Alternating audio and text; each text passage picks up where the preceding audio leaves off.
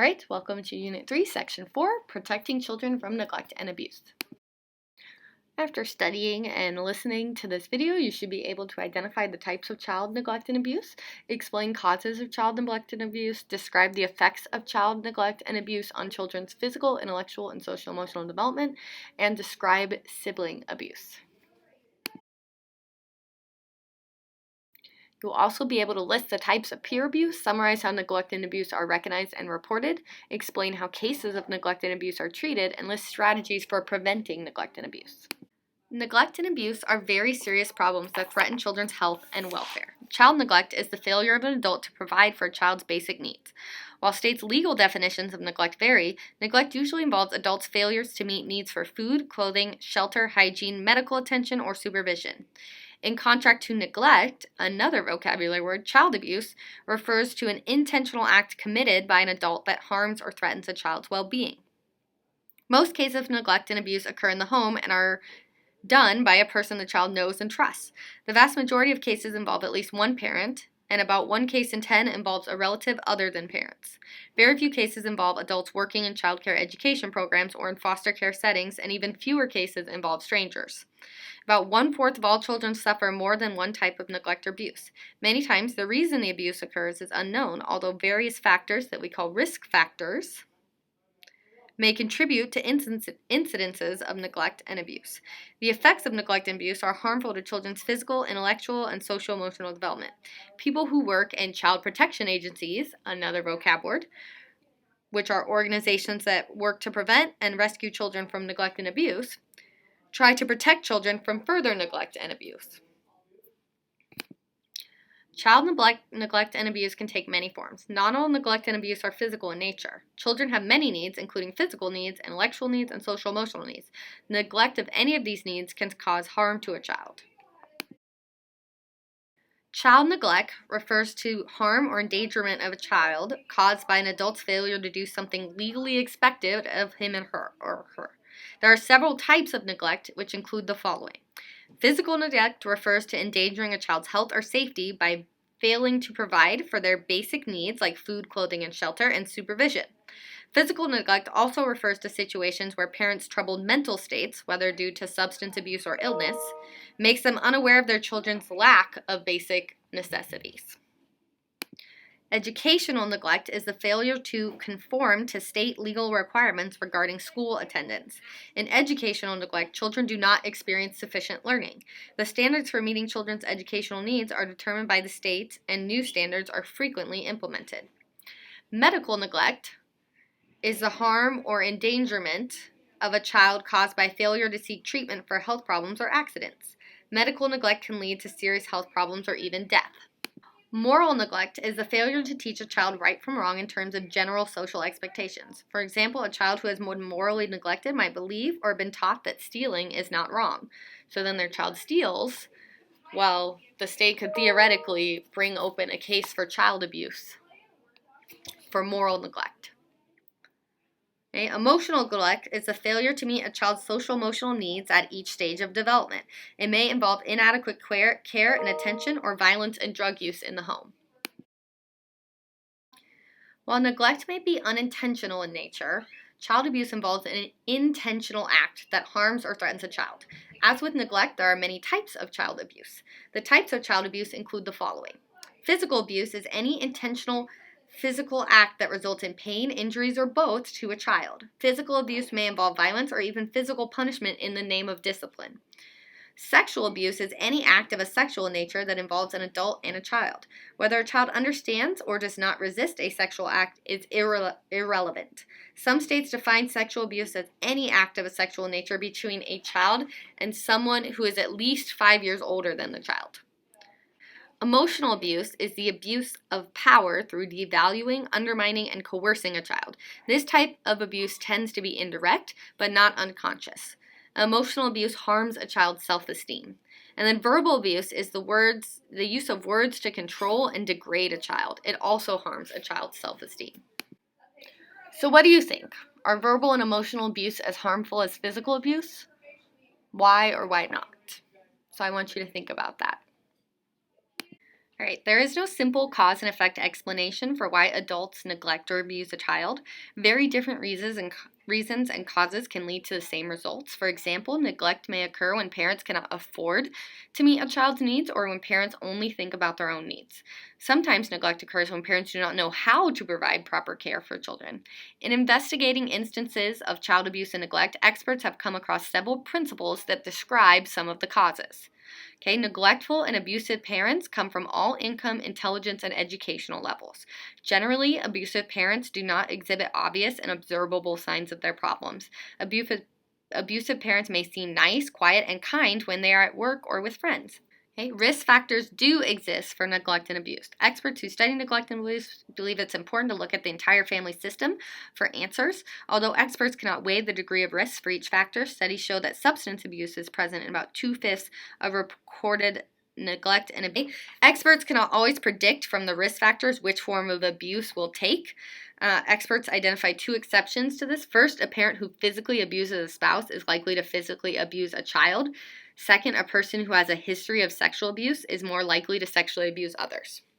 Okay, abuse is a complex, interactive process. Some parents may abuse only one child in the family or may abuse a child only during times of high parental stress. An unplanned pregnancy might lead to more financial stress, causing a mother not to get prenatal care. Her baby may then be born at a low birth weight and have feeding problems that makes the child cry for hours at a time. The parent, who already has problems with coping, abuses the infant in order to stop the crying. The fact that abuse is complex and interactive does not mean the child is to blame for the abuse. Abusers are always responsible for their own actions. Risk factors include poverty, overcrowding, or illegal drug culture that's part of the society risk factors, high crime rates, high unemployment rates, few social services, unaffordable health care. Some family risk factors include an unwanted pregnancy, single or teen parent, physical, sexual, or emotional abuse as a child, emotional neglect as a child, use of violence to express anger, a lack of self-esteem, poor coping skills, emotional immaturity, alcohol or illegal drug abuse, marriage problems, financial stress, recent stressful events like divorce, a move, a death in the family, illness, especially physical or mental, and depression is a big one. Lack of parenting skills, including no preparation for the extreme stress of a new baby. Lack of knowledge of child development, which leads to unrealistic expectations for the child. Heavy parenting responsibility, so if you have multiple births or single children less than 18 months apart in age. Weak bonding or attachment to a child, often due to a child's care in ICU after birth. Use of physical punishment, which we call corporal punishment. Isolation, a lack of family or friend support. And then for the child, the risk factors are under 5 years of age, especially under 1 year of age, low birth weight or premature birth, possession of traits of a disliked relative, inability or irritability or frequent crying, frequent disobedience or arguing. Okay, those are all risk factors. Okay. Most children who suffer neglect and abuse are left with deep and long-lasting scars. Neglect and abuse may affect every aspect of a child's development. In many cases, the idea that time heals all wounds does not apply to those who have been neglected or abused as children. Child neglect and abuse can have serious physical, intellectual, and social emotional effects. Okay, the effects on physical development. Many neglected children lack adequate food, clothing, or housing. Poor hygiene and other unsafe living conditions can hinder infants and young children from growing and thriving. Abused children may be beaten, bruised, burned, or cut. Their bones and teeth may be broken. Even without physical marks, they may suffer pain from slapping and other physical attacks. Children who are sexually abused suffered internal and external injuries, may contract STIs, and may become pregnant.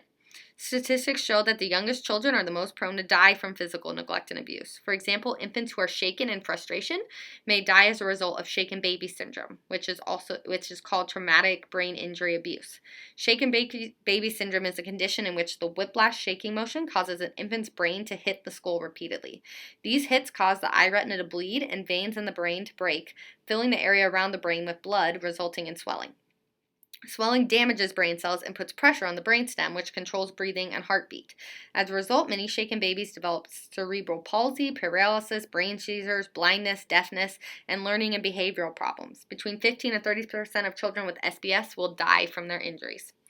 Okay, there are also effects on intellectual development. Child abuse and neglect can stunt and hinder child's intellectual development. Abuse may cause brain injuries, which can make it hard for children to learn. Educational neglect and an inability to concentrate during learning tasks due to abuse may cause children to lag behind in learning and in school. Lack of brain stimulation during children's windows of opportunity can cause them not to learn vital skills. Studies indicate about 30% of abused children have some type of language or learning problem. In addition, over half of all abused children have difficulty in school. The effects on social emotional development. Social emotional effects of a child neglect and abuse are referred to as invisible often, but these effects can be clearly seen in children's behaviors. Child neglect and abuse can cause children to lack self-esteem, have feelings of anger, anxiety, shame, and guilt, and experience depression. Over half of neglected or abused children have social emotional problems.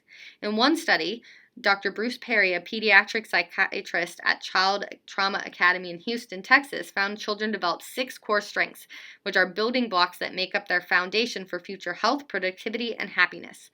These core strengths are attachment, self-regulation, affiliation, awareness of how people are like and different, tolerance, and respect. Children need nurturing and supportive parents to develop these core strengths. Neglected and abused children often need extensive treatment to overcome their past or ongoing traumas and to develop these core strengths.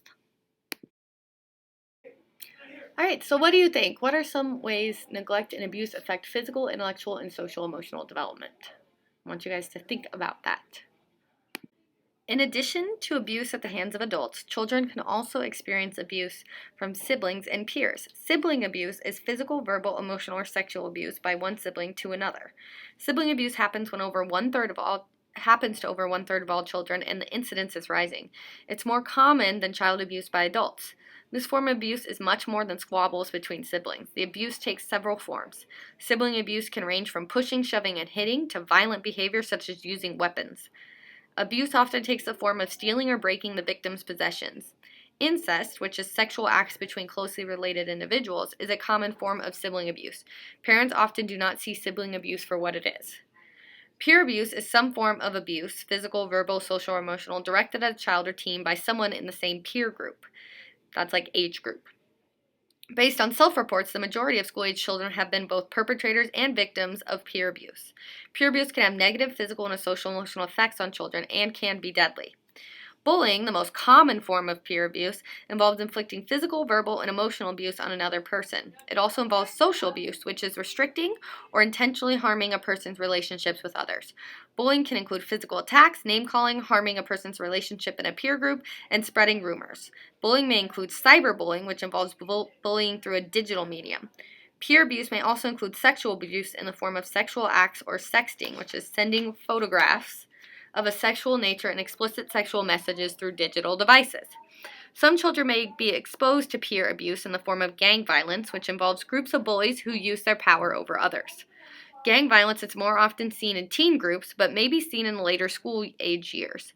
Gangs may target rival gang members and may also hurt and kill innocent bystanders. Peer abuse often occurs in schools where it may be known as school violence, which is violence that occurs on school property or at a school event. Often school violence is done out of revenge, and many are hurt or killed who are not in any way connected with the perpetrator. Although school violence is a very high-profile form of peer abuse, less than 2% of all deaths among school-age children and teens are due to school violence. The number of incidences of school violence is increasing, though. Numbers of children suffer neglect and abuse by parents, friends, relatives, childcare, and special education teachers and other staff members, siblings, and peers. Statistics never tell the whole story. Many cases of abuse and neglect are never reported. Some recorded cases are not investigated due to heavy caseloads of social workers. Still, other cases are never confirmed or proven due to lack of evidence or legal definitions of neglect and abuse as given in a state's laws. Some experts believe these legal definitions should be expanded to include more cases. To end neglect and abuse, people must recognize and report it. Knowing what behaviors are neglectful or abusive is the first step. Adults should be alert to the signs that neglect and abuse may be occurring. Adults can look for signs of sibling or peer abuse by keeping the lines of communication open with their children and taking note of any physical injuries or disturbed behaviors. When adults suspect and recognize signs of neglect or abuse, they should immediately report this to an agency or authority that can help. Some of these agencies include the local or state departments of human services. For child abuse, adults may also call hotlines to report suspected abuse. Some professionals who work with children are mandated reporters, meaning they are legally bound to report any known or suspected cases of neglect or abuse. Mandated reporters include healthcare workers, teachers, counselors, social service workers, and child care providers. In many states, mandated reporters can be charged with a criminal offense if they fail to report known or suspected cases of neglect or abuse. For cases of peer abuse, adults can report to a principal or school social worker, in extreme cases to the state justice system. Cases of neglect and abuse are handled through the appropriate state agency within the state government. A social service caseworker is assigned a reported case. He or she investigates by making a visit to the home and talking to all family members and interviewing others with whom the child has contact. A decision is made within the state agency on whether there is or is not enough evidence to pursue the case. If the case is confirmed, steps will be taken to handle the perpetrator and treat the child. In most cases, the name and information of the person initially reporting the case remains confidential. Even if the investigation does not conclude that neglect or abuse is occurring, the reporter is protected unless he or she willfully reported just to get another adult in trouble. Documented cases of neglect and abuse will be dealt with by the proper authorities. In child neglect or abuse, the case will be brought before the courts if there is enough evidence. In working with adults, courts and caseworkers will consider the severity of neglect or abuse, the adult's relationship to the child, and any past history of neglectful or abusive behaviors. Several actions may be taken, including the following. Children may be returned to their parents with the requirement parents have therapy. This therapy could include treatment for mental illness or substance abuse, individual or group counseling, or attendance in classes for neglectful and abusive adults. The reason behind these treatments is to deter the adult from choosing further neglectful or abusive actions. Children may be put into foster care until the parents fulfill therapy and other requirements of the courts. Adults may be restricted from seeing their child or may have their parental rights rescinded, which means taken away. Adults may be convicted of a crime, or they may be ordered to receive therapy. When a case of neglect or abuse is confirmed, children can begin to receive help and treatment. This is the first step towards being a neglect or abuse survivor rather than remaining a victim. Physical treatment for the neglected or abused child is the first priority. As a doctor examines and treats the child, he or she will take a history from the child, an older sibling, or parents and document the examination. Records will include the doctor's observations, lab reports, and photographs or drawings. Caseworkers or advocates from a child abuse agency may also be involved in helping the child. These professionals make decisions about the child's welfare and advocate on his or her behalf. As caseworkers make decisions about the child, they keep the following questions in mind. What is the relationship of the child to the abuser? What risks are present for further abuse? What role, if any, should the courts have in this case? Should the child remain with the family? What support services could help both the child and the family?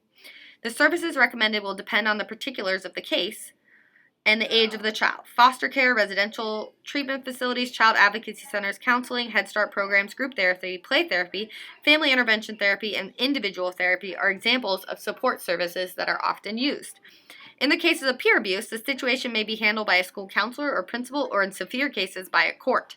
Both victims and perpetrators of peer abuse will likely receive therapy, and the school may take measures to discipline perpetrators and protect victims. So some signs of child neglect, some physical and medical signs would be the child is malnourished, so they're really skinny. They don't receive needed health care.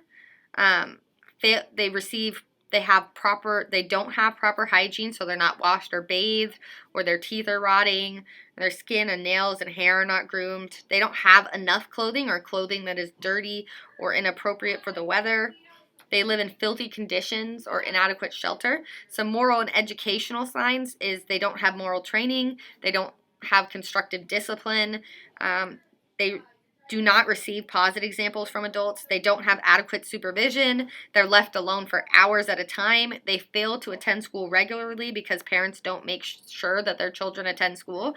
They don't receive parent stimulation toward learning or education suited to their ability, and they're not allowed to take part in wholesome recreational activities. Emotional signs would be they experience constant friction in the home. They're denied normal experiences that produce feelings of being wanted, loved, and protected. They are rejected through indifference. They are overly rejected, such as through abandonment. Some signs of child abuse include they seem fearful or quiet around parents, but they have no close feeling for them. These are physical signs. They're wary of physical contact that is initiated by an adult. They have little or no reaction to pain, and they seem much less afraid than most children the same age. They have unexplained injuries and show evidence of repeated injuries, such as having bruises in various stages of healing or repeated fractures.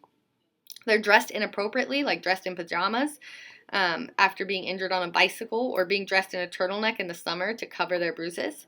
They show a history of past injuries to their long bones. They have injuries not reported on previous health records. They've been taken by parents to many hospitals and doctors without appropriate explanation.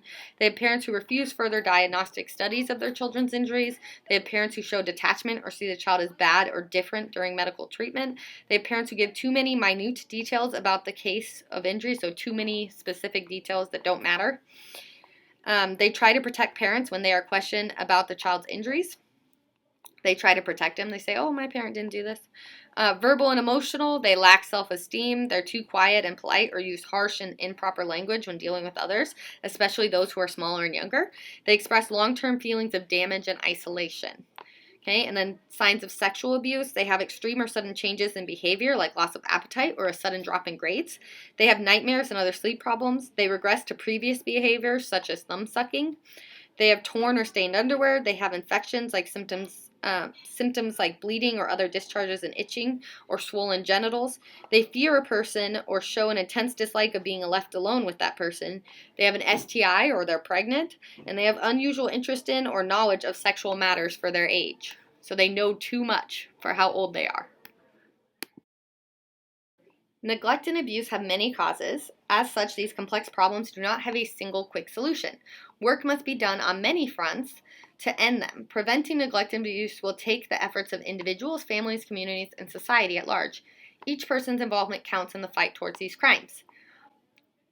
So first, you want to promote public awareness. The future of any society depends on the health and well-being of the next generation. Awareness of the problem is the first step in prevention. Neglect and abuse can be prevented by encouraging public awareness, which is people's knowledge about a problem and what constitutes it. Public awareness can help prevent neglect and abuse when people are made to understand what behaviors are neglectful and abusive, learn more about how certain problems threaten children and affect families' lives, are informed about how the public can help fight against these crimes, are made aware of the legal consequences of neglect and abuse, understand that reporting suspected cases of neglect and abuse, although very important, is intervention, not prevention, and understand that prevention keeps children safe and healthy and helps to avoid over $100 billion spent each year on intervention services. Many organizations are leading the way to increase public awareness about neglect and abuse. These organizations provide a variety of information on prevention and support services. Some of these agencies host websites where people can learn more about neglect and abuse. Then we need to improve the social climate.